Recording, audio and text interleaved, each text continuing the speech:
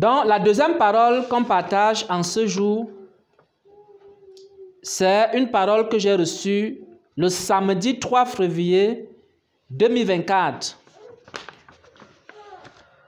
Les références bibliques, vous allez noter, c'est Luc 12 au verset 42 jusqu'au verset 48. Luc 12, verset 42 jusqu'au verset 48.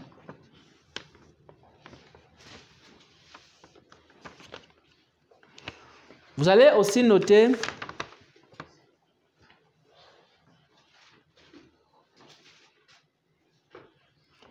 Romains 14, verset 10 au verset 12. Romains 14, verset 10 au verset 12. 2 Corinthiens 5 au verset 10. Voilà les trois paroles ou alors les trois versets bibliques sur lesquels s'appuie la parole de ce matin.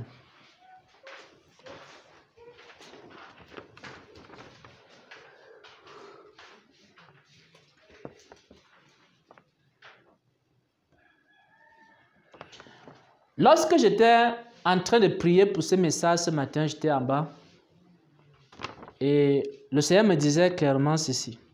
Tout ce que vous faites, il a insisté plusieurs fois, tout ce que vous faites, vous serez jugés.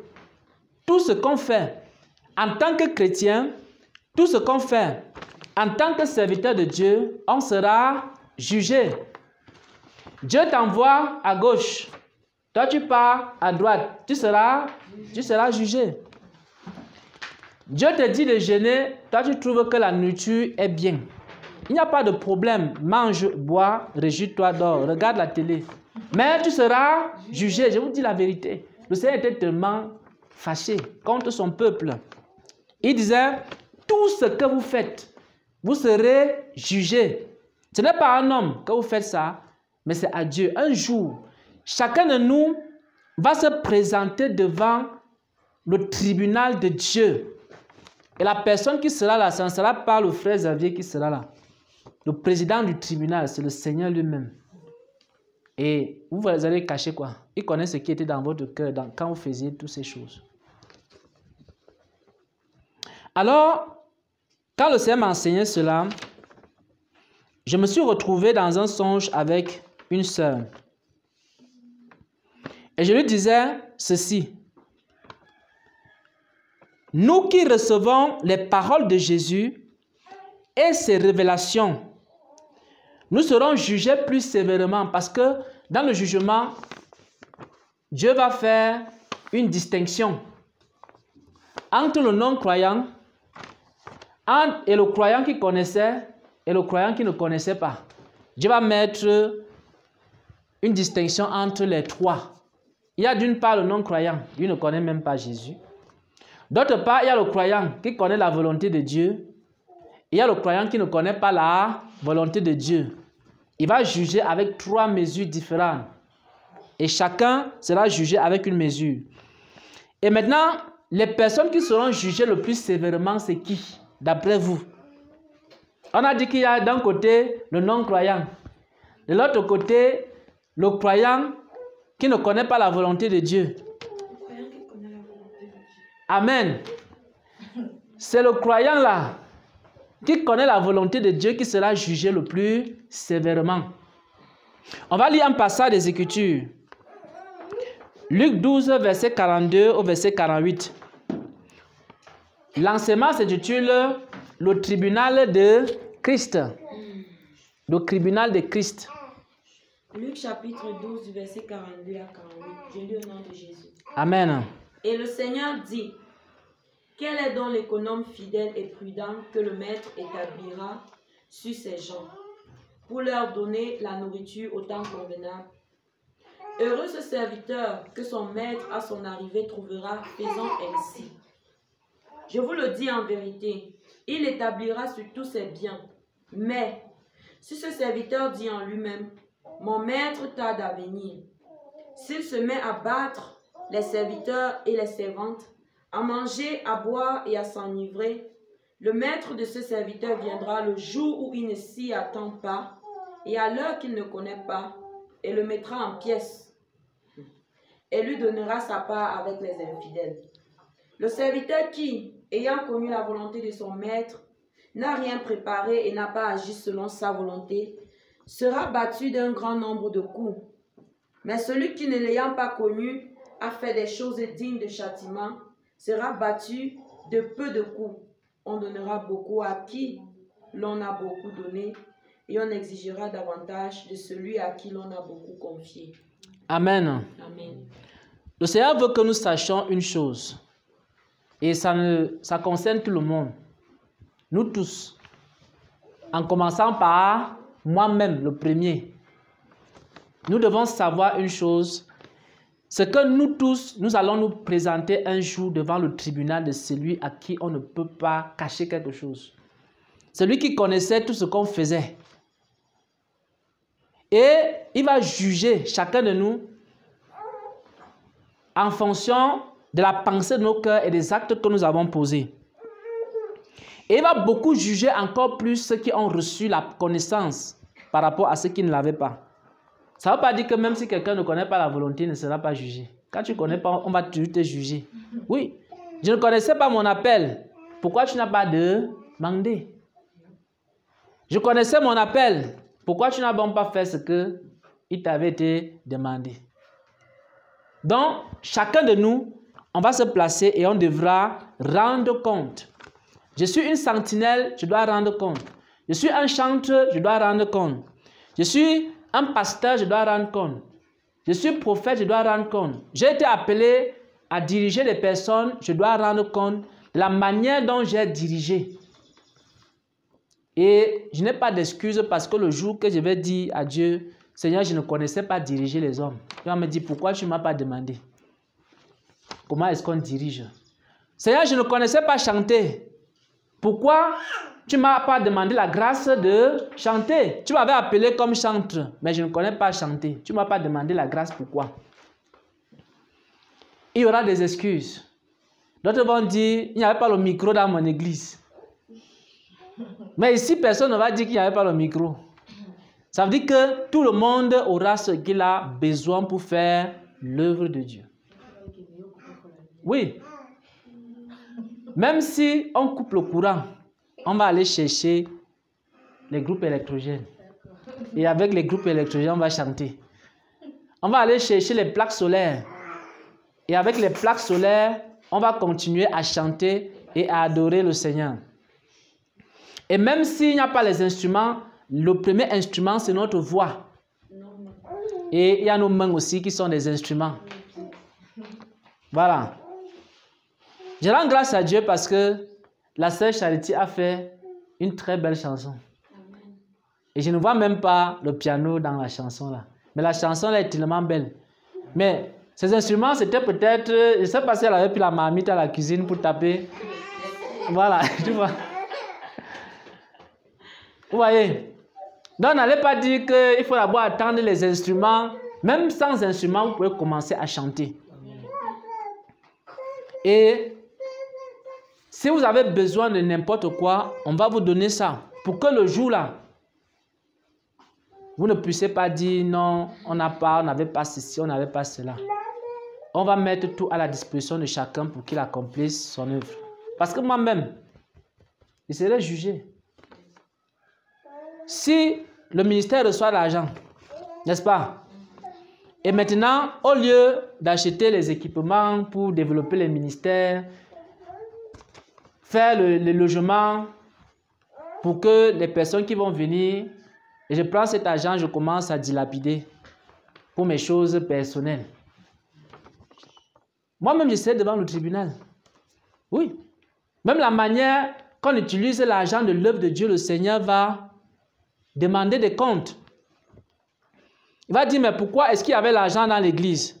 Mais il n'y avait pas de piano, il n'y avait pas de micro, il n'y avait pas ceci. On n'arrivait pas à payer le loyer. Vous voyez un peu? Donc, nous allons chacun à son niveau rendre compte à Dieu. Et ceux qui ne connaissent pas leur appel doivent demander à Dieu. Parce qu'un jour, Dieu va dire à quelqu'un, pourquoi tu t'es retrouvé sentinelle alors que On les appelle les usurpateurs. On va appeler les usurpateurs, on met un rang comme ça, le rang des usurpateurs. On dit, bon, pourquoi toi, tu es devenu évangéliste alors que je t'avais appelé chantre? Tu vas dire, je ne connaissais pas mon appel Seigneur. C'est pour ça que j'ai fait l'appel de quelqu'un d'autre. Le Seigneur te dit quoi? Il te dit, est-ce que tu m'as demandé quel était ton appel? Celui qui a connu son appel doit chercher à travailler pour que son appel se développe et que ce jour-là, le Seigneur lui dise, bon et fidèle chantre, entre dans la joie de ton maître. Amen. On dit, bon et fidèle intercesseur, entre dans la joie de ton maître. Bon et fidèle pasteur, bon et fidèle apôtre, bon et fidèle prophète, entre dans la joie de ton maître. Oui, tous ceux qui ont des cas, même les maladies, quand quelqu'un se présente devant toi avec un cas de maladie, problème, possession démoniaque, le Seigneur va également analyser ça. Est-ce que ceux qui devaient prier pour les malades ont prié pour les malades? Les malades sont venus, on les a chassés. Est-ce qu'on a prié? Parce que notre responsabilité, c'est faire quoi? Prier pour les malades. Ce n'est pas nous qui guérissons. C'est le Seigneur qui guérit.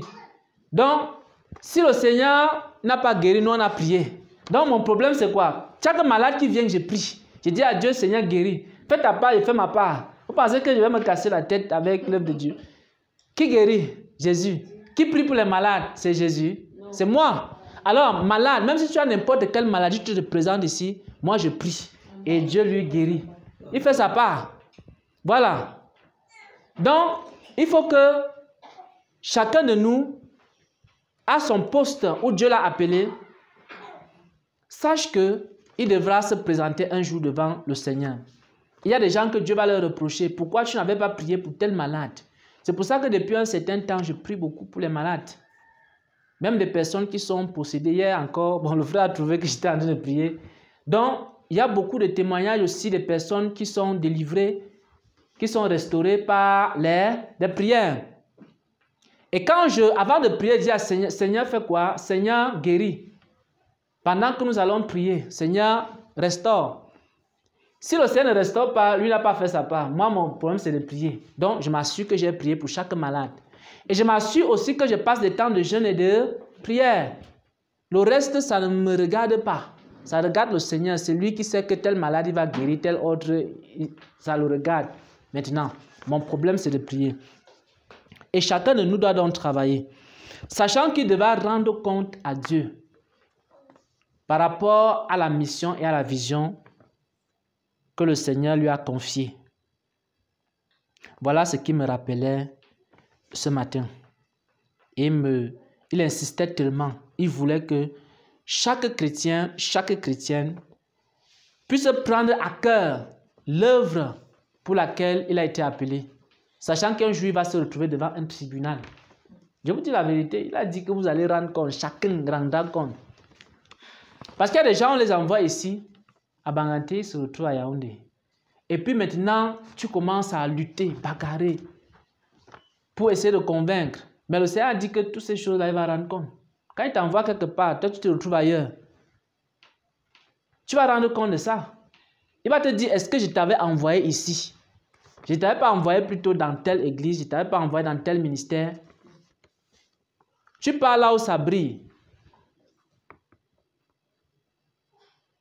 Oh, la Bible dit que tout ce qui brille n'est pas toujours de l'or. Tu vas là où ça brille, là où on a déjà tout fait. Ou alors tu attends qu'on fasse d'abord tout. Mais qui devait construire? Qui devait bâtir? C'est les autres qui devaient bâtir pour que tu viennes maintenant t'asseoir. Parce que nous sommes ici pour bâtir ce ministère, non? Ou alors nous allons attendre que chacun part de son côté, reste là-bas. Bon, je cherche à avoir les nouvelles. De temps en temps, je me renseigne. Le ministère là avance déjà. Il y a combien de personnes là-bas? On se renseigne. Oh, ils ont déjà une grande église. Ils ont déjà construit. Et maintenant, quand on a construit, on a tout fait. Le ministère est déjà bon. On a prêché, évangélisé, construit, tout. À ce moment-là, tu te présentes. Tu dis, maintenant, je veux être pasteur de cette église. Vous pensez que tous ceux qui ont contribué là, ce n'est pas eux qui doivent être les pasteurs? Et les apôtres et les dirigeants? Parce que ce sont ceux qui ont investi dans le ministère, qui ont travaillé. dans le ministère, ce sont eux qui par la suite auront des responsabilités dans ce ministère. Donc, voilà ce que le Seigneur... On va lire un dernier passage. Romains 14, verset 10 à 12. Romains 14, verset 10 à 12.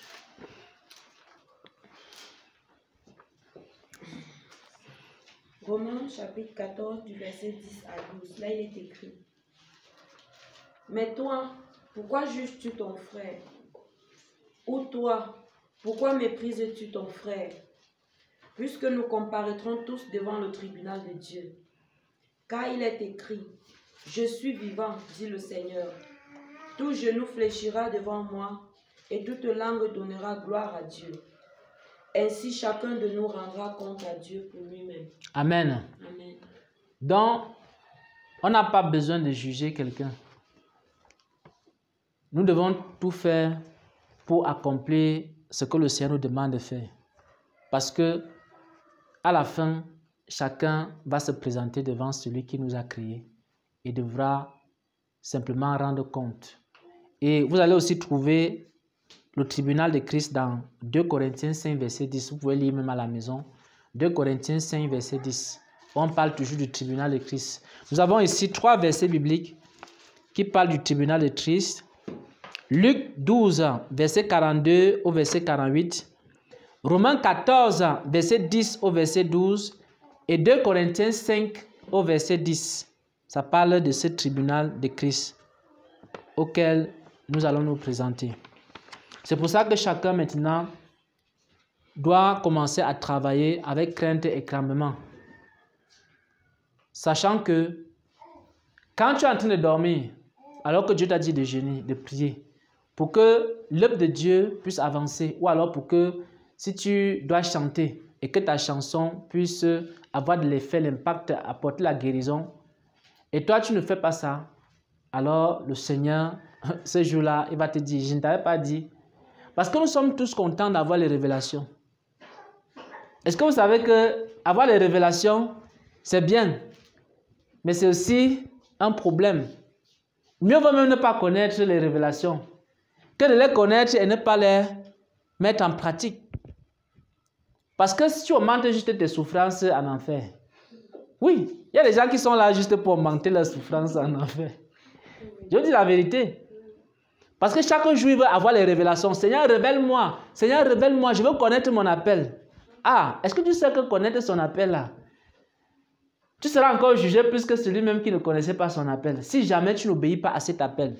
D'autres vont dire, oh Seigneur, montre-moi comment je dois prier pour les malades. Ah bon? Il va te montrer comment on doit prier pour les malades. Mais si tu ne pries pas pour les malades comme il t'a montré, c'est encore l'augmentation de tes souffrances que tu ne fais que... Oh Seigneur, montre-moi comment on chante. Et le Seigneur te révèle. Il faut faire même parole, même mélodie. Il ne faut rien changer dans les paroles qu'il te donne et dans les mélodies qu'il te donne. Maintenant, quand il t'a enseigné ça, n'est-ce pas? Tu changes les paroles, tu changes les mélodies. Tu vois, tu vas augmenter tes souffrances, pourquoi? Ouais, un peu. Bah, tout le monde veut les révélations aujourd'hui. Seigneur, révèle-toi, révèle-moi, fais-moi connaître, je veux savoir. Mais plus tu connais, plus Dieu te bénit. Il y a des gens qui prient pour avoir l'argent ici. Oui, des gens prient, Seigneur, bénis-moi, donne-moi l'argent, donne-moi ceci. Oui. Mais tu ne sais pas que l'argent que tu demandes là, on va commencer à te dire, bon, comme tu as donc reçu, je veux qu'avec cet argent, tu fasses ça, ça, ça, ça. Et c'est là où tu commences à dire, ah bon, Seigneur, tu es bon, tu es merveilleux. Bon, tu commences à choisir les petites choses que tu peux faire. Et pour que tu ne fasses pas ce que Dieu veut que tu fasses. Mais tu as passé ton temps à dire, Seigneur, bénis-moi. Mais tu ne sais pas que la bénédiction là, ça a un prix, parce que si le Seigneur te bénit, c'est pour sa gloire. Il va commencer à te dire, il y a telle chose dans ma maison. Il y a telle chose pour mon œuvre. Vous ne savez pas ça? Parce que beaucoup demandent l'argent. Mais quand tu vas demander l'argent, Dieu va te donner l'argent là. Il faut déjà mettre dans ta tête que quand il va te donner cet argent là, il va commencer à te parler de son œuvre. Donc, tout ce que vous allez demander à Dieu, même la santé, Seigneur, donne-moi la santé. Vous pensez que la santé, là, quand Dieu va te donner la santé, c'est pour que tu fasses quoi? C'est pour que tu le loues et tu l'adores. Parce qu'il y avait une femme qui était courbée comme ça, là. Elle était courbée. Et le Seigneur l'a régressée. Mais le Seigneur a dit que ça, c'est une fille d'Abraham. Donc, Dieu avait relevé sa servante pour que sa servante puisse le servir. Ouais, un peu. Donc, quand vous êtes possédé peut-être, vous cherchez la délivrance. Quand vous cherchez la délivrance, c'est pour témoigner. Hein? Vous ne savez pas ça? Hein? Parce que Dieu a dit à ce Gadarénien, il faut rentrer dans ta famille et tu racontes ce que j'ai fait pour toi. Donc, même si vous cherchez la délivrance, même la délivrance, là, on va vous demander, est-ce que vous avez témoigné de ce que j'ai fait pour vous? Tout le monde dit, oh Seigneur, délivre-moi. Seigneur, restaure-moi. N'est-ce pas que tu as témoigné? Ça n'a pas apporté la gloire de Dieu. Voilà, ça a apporté la gloire de Dieu. Donc, quand on reçoit la délivrance, il faut témoigner. Et quand tu vas témoigner, beaucoup de personnes seront sauvées par ton témoignage. Donc, même le témoignage, les gens vont Dieu va demander des comptes. Ne croyez pas que si j'ai été guéri, il y a beaucoup de gens comme ça, ils sont guéris. On prie pour eux, ils sont guéris, ils ne témoignent jamais. Jamais ils ne diront que on a prié pour moi dans tel ministère, j'ai été guéri, j'ai été délivré. Et tout le temps, quand ils entendent qu'on parle mal du ministère, ils sont contents, ils ferment même les yeux, ils disent que bon. Mais ils savent que c'est là-bas, dans la nuit, il part. Vous connaissez l'histoire de Nicodème? Nicodème, en journée, Jésus et lui ils ne se connaissent pas. Oui. Nicodème, quand c'est la journée comme ça, Jésus passe ici, Nicodème passe là-bas, il ne se salue pas. Quand c'est la nuit, Nicodème commence à partir. Personne ne doit le voir. Il part petit à petit, il part rencontrer Jésus. Et c'est la nuit maintenant qu'il dit à Jésus, nous savons tous ici là que tu es un docteur d'Israël. Parce que nul ne peut faire les miracles que tu fais s'il n'était pas. Nicodème connaissait Jésus seulement la nuit. Il y a des gens qui vous connaissent seulement la nuit. Ils ne vous connaissent pas en journée. Au milieu des gens, ils ne vous connaissent pas. On ne connaît pas le frère Xavier au milieu des gens. Oui. Quand il arrive là-bas, il parle de son pasteur, mon pasteur est comme ça, mon apôtre est comme ça. Oh, j'étais l'ami, là, ceci. Il ne parle jamais du frère Xavier. Mais dans la nuit, il parle. Il chuchote dans son cœur. Le frère Xavier, là, quand même, il est bien. Hein? Mais tu ne peux jamais témoigner qu'un jour, il a prié pour moi, un jour, il a fait ceci, il a fait ceci, etc. Ouais, un peu. Mais dans ton cœur, tu sais que non, ce gars-là, il est dans la vérité. Hein. On connaît les ministères ici plein comme ça. Quand vous les sondez, vous dites que non, le ministère là-bas, on prêche la vérité. Oui. Mais ils ne pourront jamais un jour faire même une vidéo, même un témoignage que... Voilà, jamais. Il ne va jamais faire un témoignage public. Il va toujours dire comme ça, entre eux, deux serviteurs. Bon, même quand on critique le frère Xavier là, tu sais quand même que le frère Xavier là, il est dans la vérité, non? Oui. Mais disons quand même à nos brebis que bon, comme vous voyez là, n'allez pas là-bas, etc. Parce que si les gens vont tout là-bas aussi, bon, c'est pas bien. Parce que nous sommes en compétition. Mais on sait dans notre cœur que quand même frère Xavier est dans la vérité. Ouais, un peu. Donc, il faut dire la vérité, il faut défendre la vérité le jour, il faut défendre la vérité la nuit. Ouais, un peu. Donc, c'est pour dire que le Seigneur voudrait que son peuple prenne conscience du fait que toutes les petites choses qu'on fait ici, un jour, on va se placer devant un tribunal et nous serons jugés. Il y a certaines personnes qui, à la fin, ils vont recevoir des récompenses. Et d'autres, à la fin, ils vont recevoir la chicotte. Vous ne savez pas ça, hein? Quand on dit qu'ils seront battus de plusieurs coups, vous pensez c'est quoi? Voilà. On sera battu comme ça et on va toujours aller en enfer. Non, quand on te bat déjà, c'est pour faire quoi? Quand on te rejette, non? Il faut relire le passage. Le passage dit qu'il va recevoir sa part avec les infidèles. Lis dans Matthieu qu'on a lu. La part avec les infidèles, c'est quoi? C'est l'enfer. La part des infidèles, c'est l'enfer. Donc, celui qui a connu la volonté et qui n'a pas obéi aura sa part avec les infidèles. Même celui qui n'a pas connu la volonté, parce qu'il n'a jamais cherché, aura toujours sa part avec les infidèles. Et la part des infidèles, c'est le lac de feu. Voyez un peu. Amen. Voilà. Voilà ce que je pouvais partager ce matin à ce sujet. On va louer le Seigneur et ensuite on va se séparer dans la paix.